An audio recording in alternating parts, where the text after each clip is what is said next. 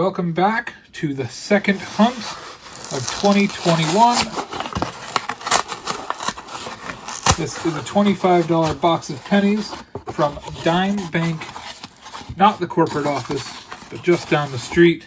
Bank wrapped pennies. Now I haven't had a chance to see if there's any Wheaties that can clearly be seen. No. And I did check the other side. I did not see any on the other side.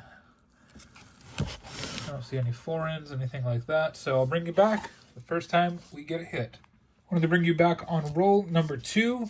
It is a very, very beat up, scuffed up wheat cent, but it is our first one. It is a 1956 Philly. All right, we're back in roll number 3. This fell right out of the roll as I was opening it. It is a very old penny here. It's a 1934. It's 87 years old. Wow. 87-year-old 1934. Second Wheatie of the box. Let's bring you back in roll number 8. See here, it fell right out of the roll as I opened it. 1941 Philadelphia. Wheatie number 3. In the 10th roll, we have Wheatie number 4. It's a 1944 Philadelphia. Wartime penny. Great find. I love it. Roll number 15. Here it is. We're going to find wheat cent number 5.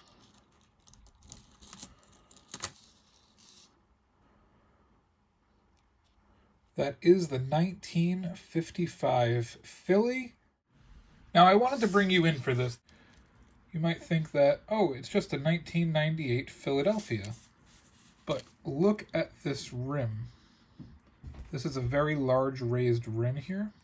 I want to show you in comparison to another penny. This is a 2017 P.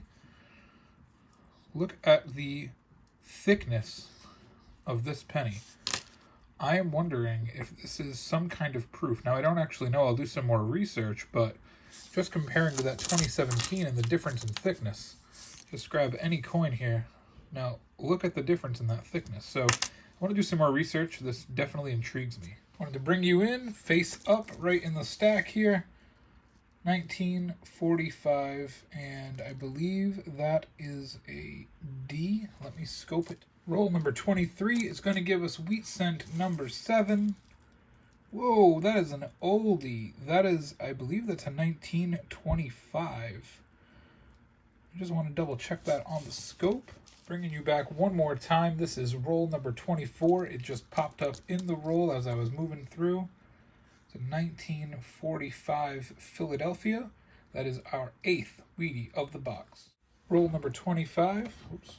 Roll number 25 is going to give us a beauty of an S mint mark.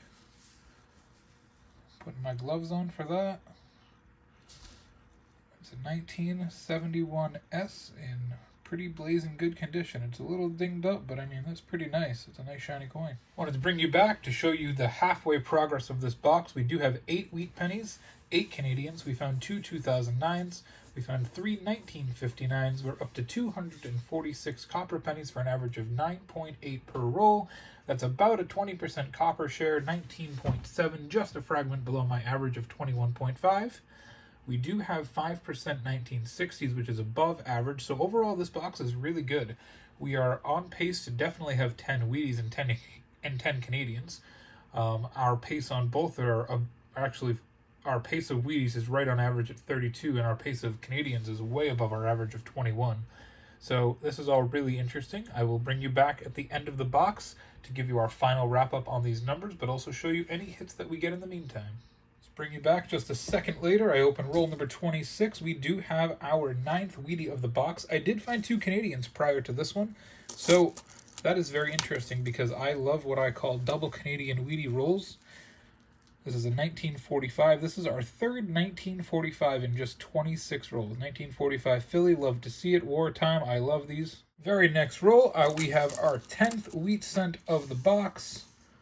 It's a 1957 D, one of the most common ones. It's pretty scuffed up, but it is our 10th Wheatie. I'll take it. If you have really good eyes, you might have caught this at the end of the last video, the little last clip I made. I didn't see it. I moved a penny, and there it was.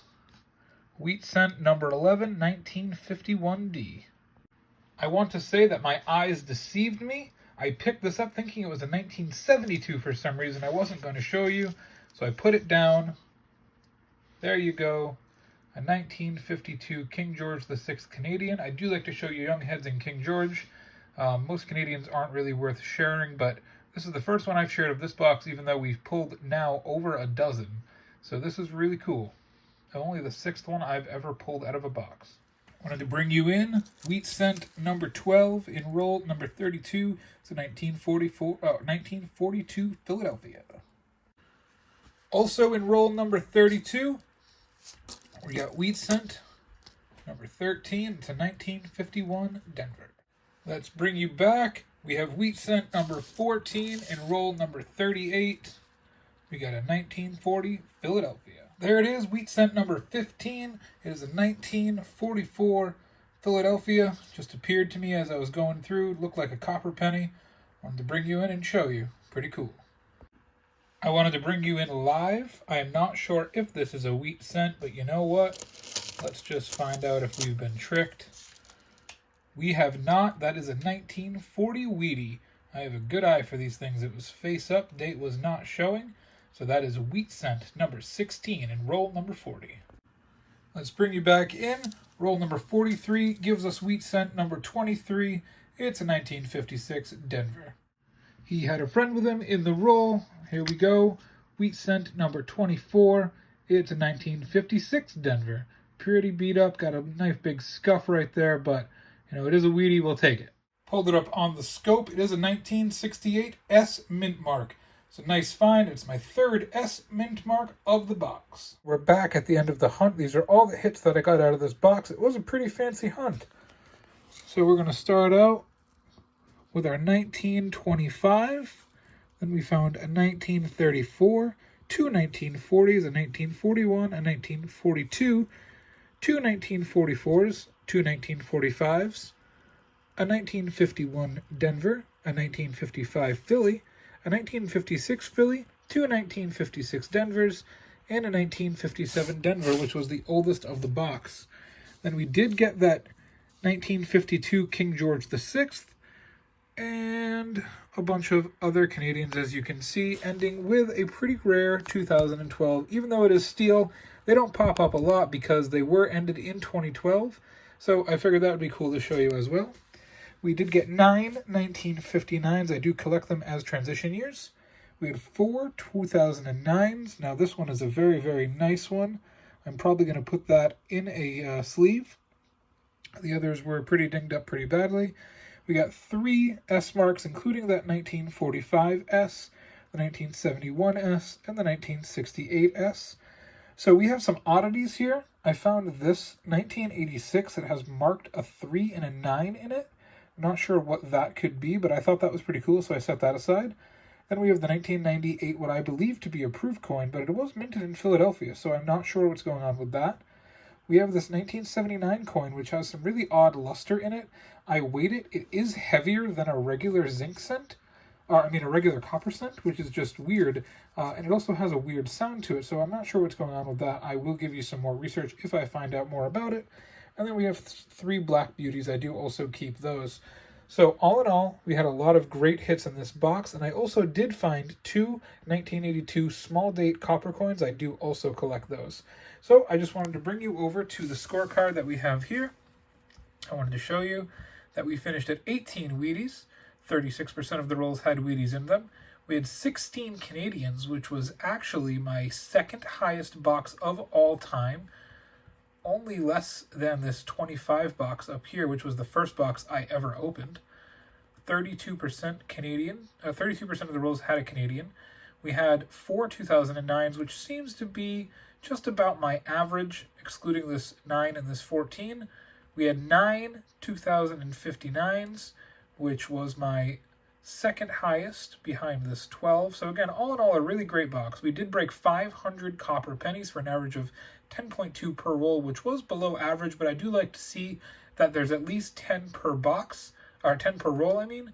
20% copper overall, just a smidge below average. And my 1960s came out to 4.5% of the box, which again was just a smidge below average. So wanted to wrap this up, show you where we were at. Thank you very much.